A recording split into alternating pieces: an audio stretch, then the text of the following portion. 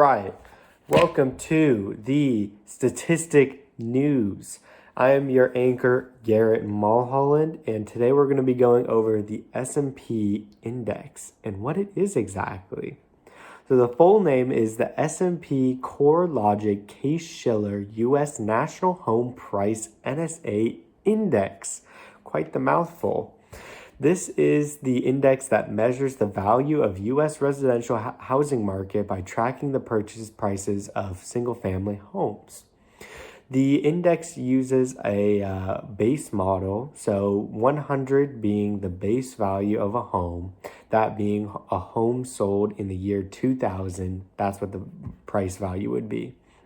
So if you're looking at something and it says that the value of the market is currently 125, that means that the housing market has gone up 25%. So houses are worth 25% more than their base 100 value, which is houses from their original sell date.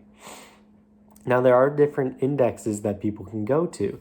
The other one being the Housing Affordability Index provided by the NAR. This index is calculated slightly differently using just the median of homes sold throughout the year instead of putting it against a base and doing the average that way.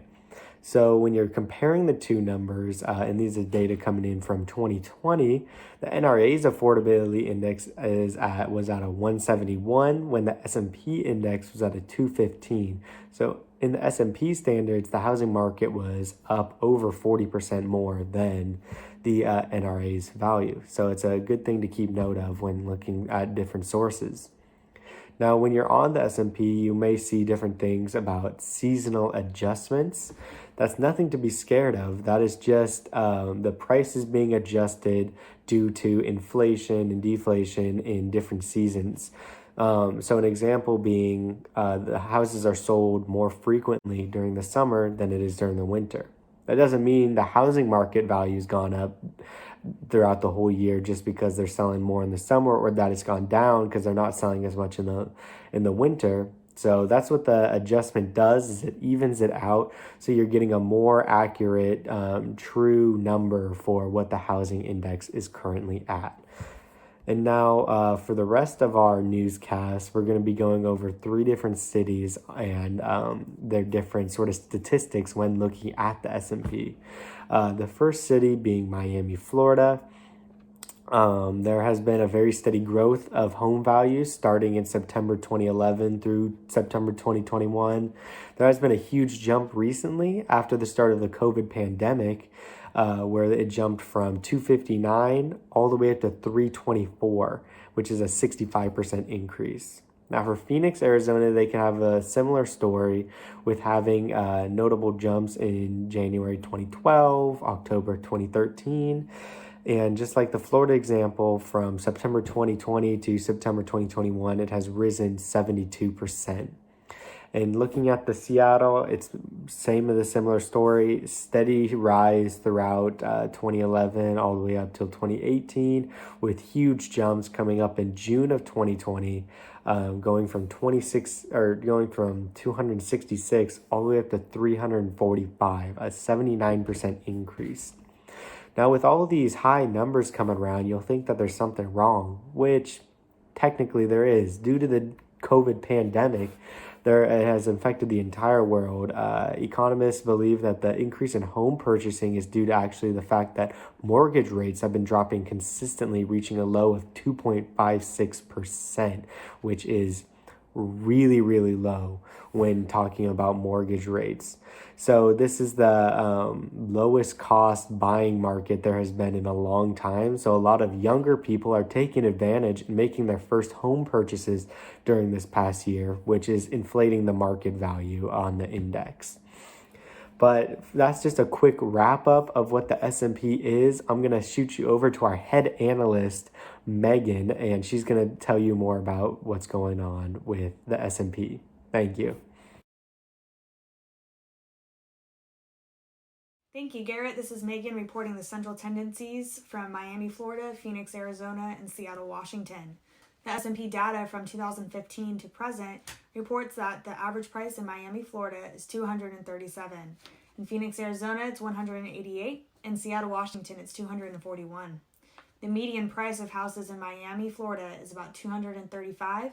In Phoenix, Arizona, it's about $181. In Seattle, Washington, the prices are $244. There is no mode for these cities because there's no repeating prices in the sample data provided. From the calculated central tendency, Miami, Florida, and Seattle, Washington have higher prices than Phoenix, Arizona. Now onto the time series charts. According to the charts, the overall trends of these cities result in an increase in home prices. Miami, Florida, and Phoenix, Arizona show a steady increase in home prices between 2015 and 2021. In Seattle, Washington, the chart shows that there's been fluctuating home prices but continues to increase over the years. All cities show that there's been a price peak in 2021. This may be due to COVID and the pandemic. However, in Seattle, they had another major price peak between 2018 and 2019. Price peaks are driven by supply and demand. In addition, a rise in general economic activities, increase in population, and low interest rates can also cause house prices to increase. According to today's date, home prices look like to be rising for all cities. Now on to underwater mortgage. Underwater mortgage is when the value of an asset, such as a house, is less than the amount of loan or loans used to purchase it. For example, let's say you buy a house for $100,000, you put a down payment of $10,000, and you borrow a $90,000 loan from the bank. Let's say other houses near you, and these houses are selling less than what they're originally listed for, can cause you to be underwater, because the value of the houses you purchased is now less than what you bought it for. This is caused by property values falling, and an underwater mortgage could potentially prevent a borrower from refinancing or selling the home. According to the charts I just provided, homeowners in Seattle, Washington would probably be more likely to be underwater because of property values falling every year since 2015.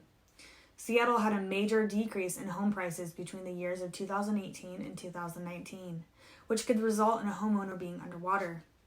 In January 2015, in all cities, I believe that homeowners made a wide investment compared to leaving their money in a bank or a stock market. With that being said, Seattle, Miami, and Phoenix, there was an increase in house prices between the years 2015 and 2016, which would not cause a homeowner to be underwater. Now going to Mason for more news. Hello everyone, Megan, thank you for the great part. My name is Mason Hill, and today I'll be covering your standard deviations and your range. So what is a standard deviation? Standard deviation is calculated to see how dispersed and wide out your data is. We'll be going over the standard deviations of our following cities and see how dispersed our data is. Now looking at Seattle, Washington, we have a standard deviation of 55.9106. In Miami, Florida, we have a standard deviation of 43.1234. And in Phoenix, Arizona, we're looking at a standard deviation of 39.9702. As you can see, Seattle has our highest standard deviation, and Phoenix, Arizona has our lowest standard deviation. So what causes our standard deviation to be so high for Seattle? Well, in the last 5 years, the market has drastically changed in Seattle due to low supply on houses. See, the housing market really depends on supply and demand, so if you have less supply and a high demand, your prices will skyrocket and change your standard deviation and widen out your numbers, not very close to the mean. You can look at the opposite for Arizona. A lot of houses and maybe even a lot of demand or low demand. You can see our numbers are close to the mean, and they're not very wide out. So let's take a look at the range for Miami, Florida. What is the range? The range, you take the highest expected number in your data set and the lowest expected number in your data set and subtract them together. This shows how varied your data is, and it gives you a better understanding of the data you're looking at. So let's look at Miami, Florida. The range for Miami, Florida is 187.2506. Of course, the range is sensitive to outliers, but this gives us a pretty good representation of what kind of data we're looking at. Thanks for listening, everyone. On to Patrick for some more news.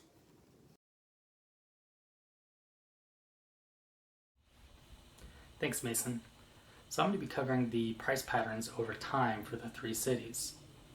Now, as you can see from this graph, all three cities have seen a significant increase since 2011, within the last 10 years. The prices have gone from around mid 100s all the way up to around 325 in Seattle, Seattle being the highest, and Phoenix kind of being lower among the Schiller Index scores. Now, within the last 3 years, the house prices have gone up around 19% across the market, seen in this final area of the graph where you see a sharp upward curve. This could be due to a few different things like COVID and other economical issues that have affected the housing market to make houses generally more expensive. Another interesting part of the graph where we see a price pattern change is from 2013 and before, where you can see all three cities saw a jump. Now, a few years prior to 2013, there was a housing market crash.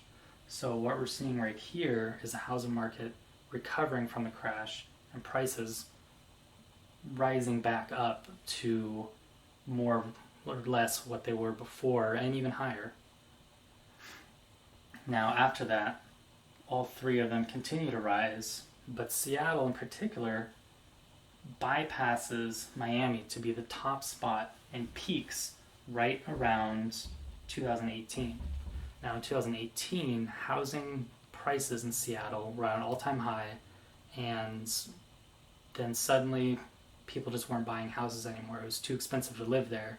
So we see a slight dip in the price in Seattle, and then it starts normalizing out and rising again, just like the other ones.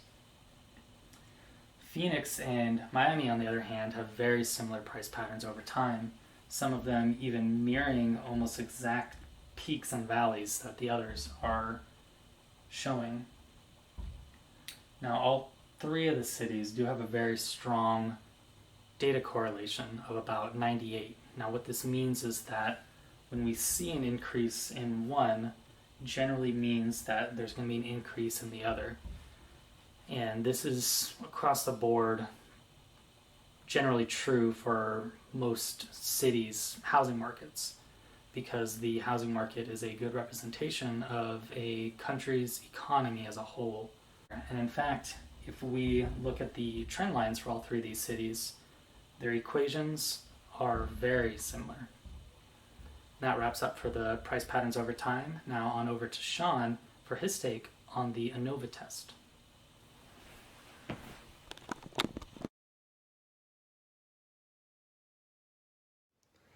Hi there, this is Sean, and I'm going to be reporting on the mean prices of housing homes that we decided to look at. Now, we decided to run a one-way ANOVA test to see if there was any variation between the three groups of housing prices that we looked at. Now, we looked at Phoenix, Miami, and Seattle to test and see if there was any differences. And to our surprise, there actually was. One of the means is varying from the other mean prices. So now what we did is we went a little further and a little deeper with our analysis, and we ran what's called a Tukey-Kramer multiple comparison analysis, which basically means we compared each mean against each other to see which one varies. And what we found is that Phoenix's mean is the mean that varies amongst these three groups. Now, is this a bad thing? Not necessarily. It just means that there's a little variation between Phoenix's housing prices versus Miami and Seattle's.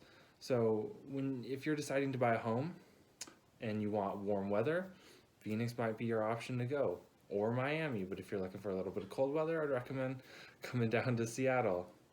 Not a lot of sunshine, but definitely a lot of rain. Now, back to those means. The means do vary. Miami and Seattle have similar means, so housing prices are going to be very similar whether you go to Miami or Seattle. Again, just depends on that weather that you want. Phoenix is going to be a little different, but it's all up to you.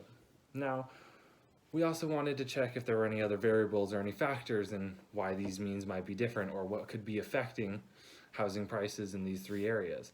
So what we did is we decided to test this again, house sizes. We took the median house sizes from each three cities, Miami, Seattle, and Phoenix, and we decided to run what's called a simple linear regression analysis. And all that is basically seeing how much does housing size affect housing price and how big of a correlation there is. So to start, we looked at Seattle, and to our surprise, Seattle actually had a somewhat big correlation. It's not huge, but it has about a 80% correlation between house size and house price. And to go even deeper, the effect that housing size has on house price is about 62%, which is pretty high. So if you're looking at Seattle, be considerate of the house size you want, because that will have a factor in what kind of house you want to buy. Now, when we went a little deeper and we looked at Miami and Phoenix, those didn't have a very strong correlation. Both of those were under 50%, and especially in Miami, there was little to no correlation or determination at all in that regression. So if you're looking to buy a house in Miami or Phoenix, I wouldn't worry too much about housing size, because the size shouldn't affect the price. Other factors, maybe unemployment rates in the area or weather, other factors might affect that, but not housing size. Other than that, that's all I have to say, and I will send it back over to you, Patrick. Thank you very much.